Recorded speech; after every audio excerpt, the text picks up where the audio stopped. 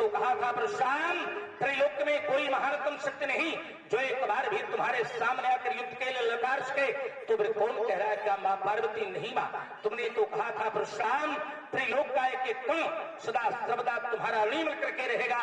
और आप हैं कैलाशनाथ, कैलाश की चोटी पर बैठे बैठे बारंबार अमृत का पान करने पर मस्त हैं।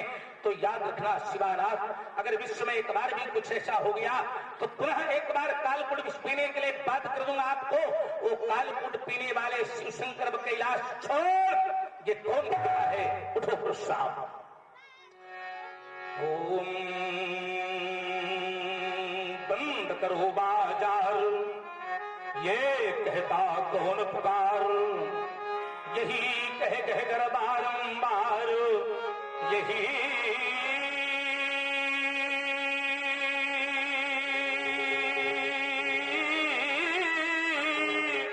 कह कर बारंबार।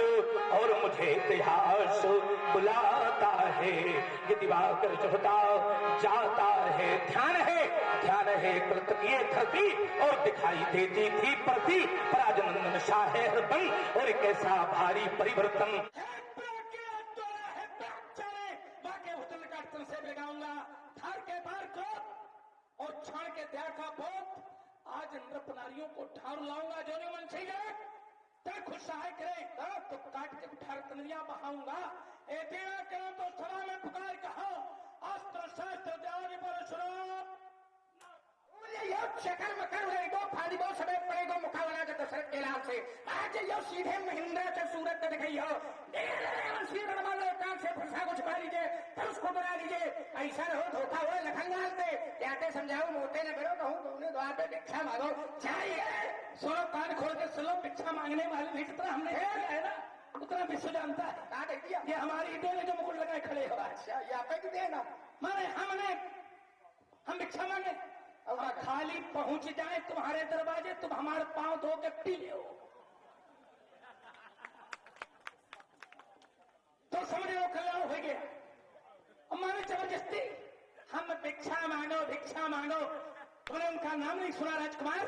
सूर्यवंश में प्रसिद्ध था शास्त्राभाव, जिसका 96 दूसरा जोड़ा था। काटा था मैंने कठिन उठार की धार से, यद्यपि उसके पास शैल बल थोड़ा था। लक्ष्मण ने परशुराम जिसने छत्रवंश का एक बच्चा छोड़ा था, मोड़ा था शानन का आनंद हमी ने और युद्ध में गणेश का हमी ने दांत तोड़ा। आपने गणेश का दांत तोड़ा था, धनुष तोड़ने वाले धनुष तोड़ डाला तो गड़बड़ किया, आपने दांत तोड़ डाला तो ठीक किया। अरे हम भारत के भरत खेलते सिंहों की संतान से कोई देश नहीं दुनिया में बढ़कर हिंदुस्तान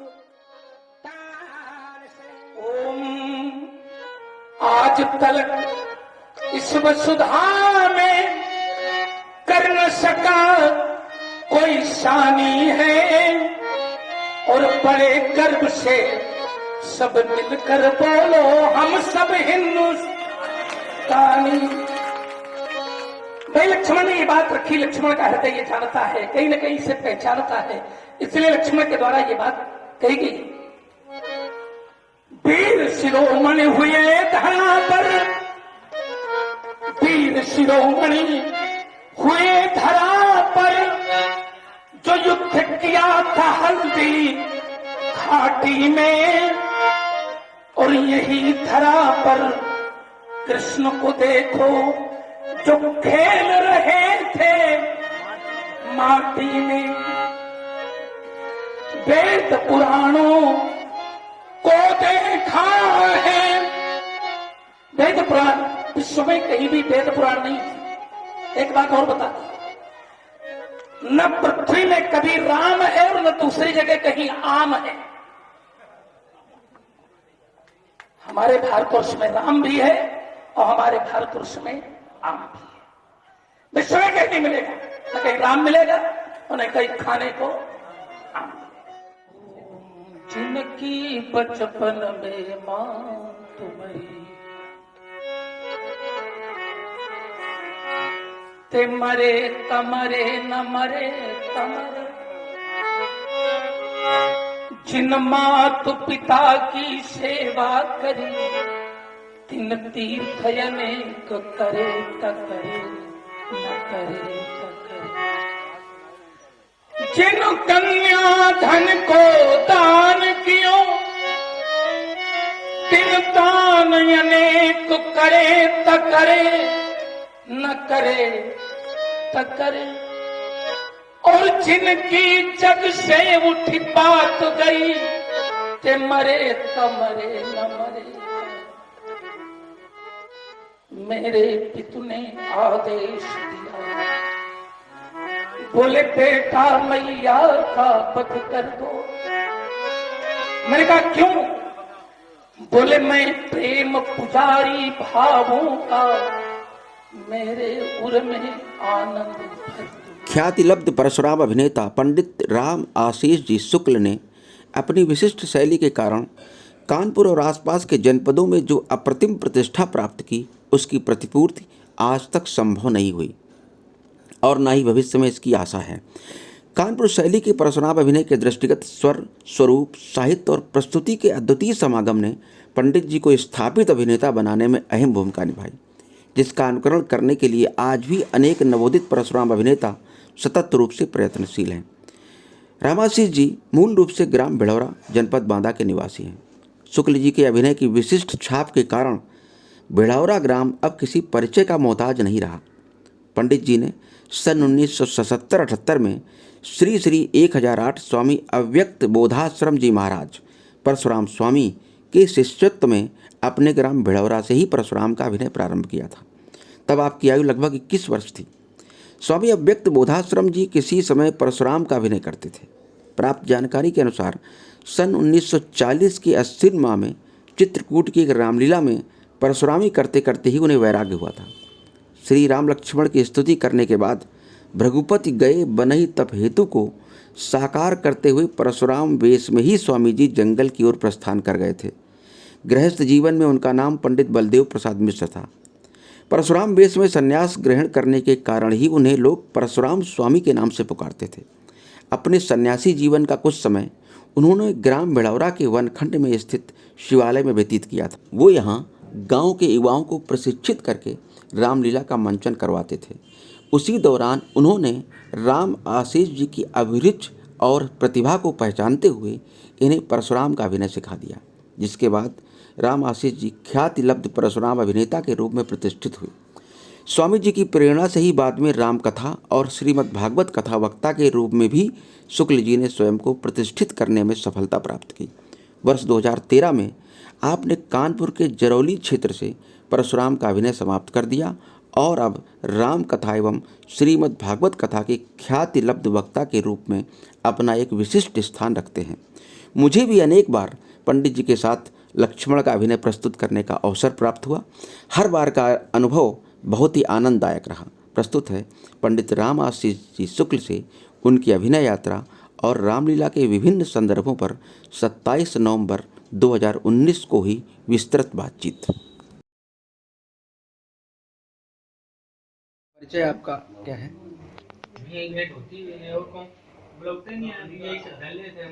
परिचय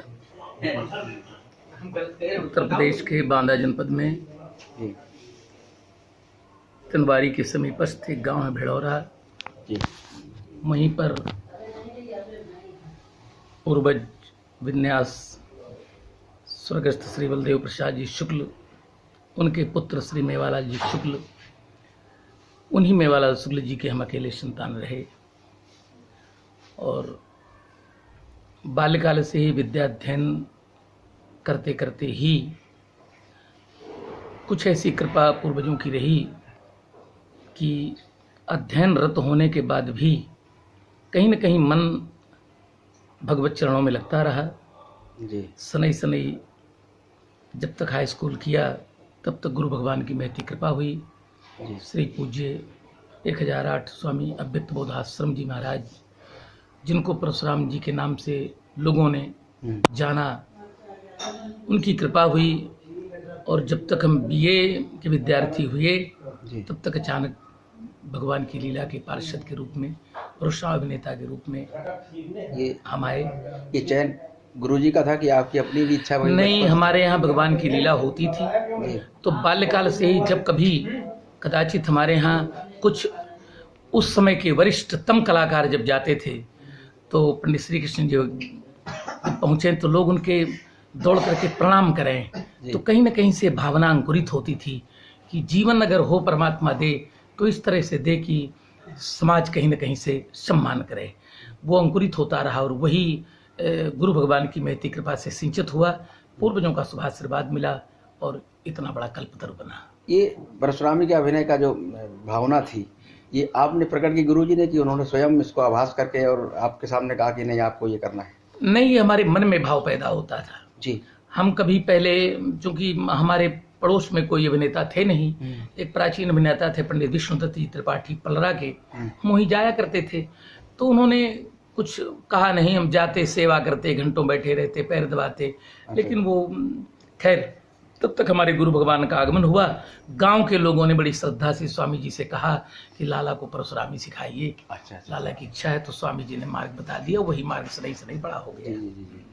क्या आयु थी उस समय लगभग? उस समय खींच के 21 वर्ष की आयु रही होगी जब पहली बार परशुरामी पहली बार वहीं गांव से ही शुरू? गांव से ही परशुरामी हुई। बहुत अच्छी स्त्री लीला होती थी हमारे यहाँ। जी। कब होती थी? शिवरात्रि को? या नहीं, शिवरात्रि तो बाद में, ये दूसरी लीला होने लगी।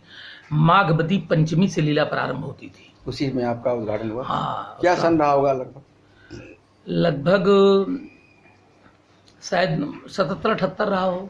77-78 परशुरामी का कार्यक्रम हमने शुरू कर दिया। उस समय बीए का?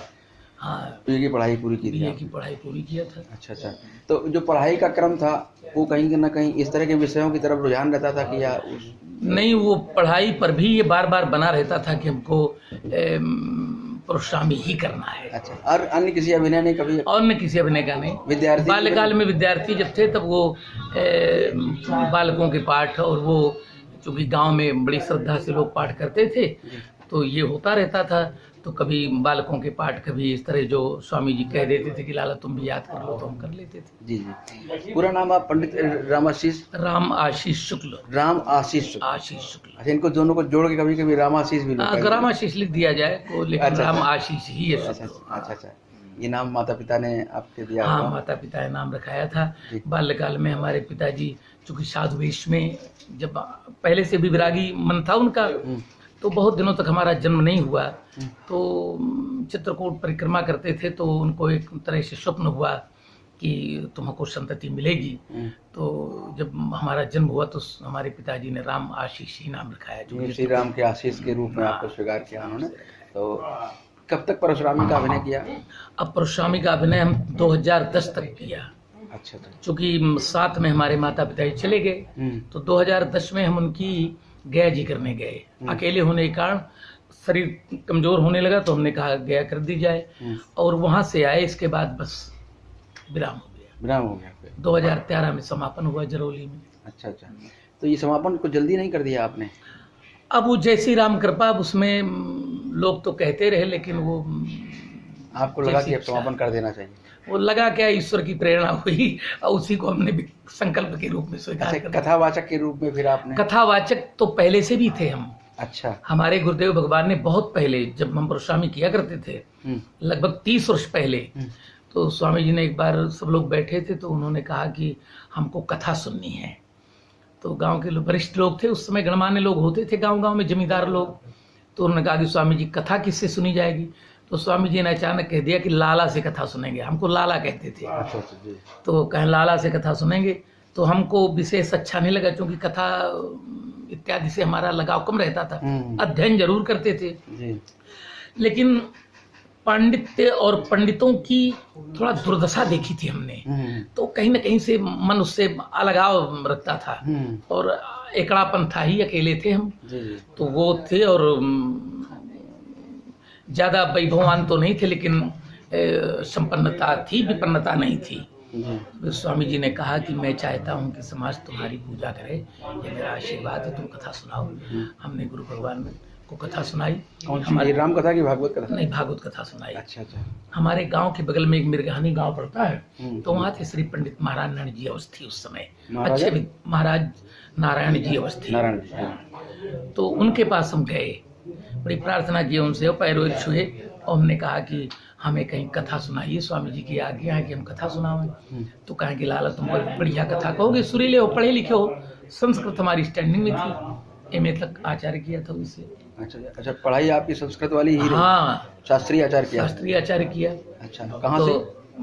हमने पहले बांदा से हमने एमए किया। अच्छा फिर कोंडार पढ़ता है संस्कृत महाविद्यालय का वो। हाँ, अच्छा, वहाँ से फिर आचार्य किया वो आचार्य संस्कृत विषय किया। से अलग? अच्छा, तो फिर हमने अपने गुरु भगवान को कथा सुनाई, बस वहीं से हमको व्यास बना दिया लोगों ने, फिर वहाँ से स्वीकार कर लिया, बस हो तो गए। इस तरह से कुछ साल तक अभिनय और ये कथा का कार्यक्रम दोनों साथ साथ चलते चलता रहे, रहा? दोनों चलते रहे। अब बाद तब में बाल अवस्था दूसरी थी, ताकत थी, होता रहा।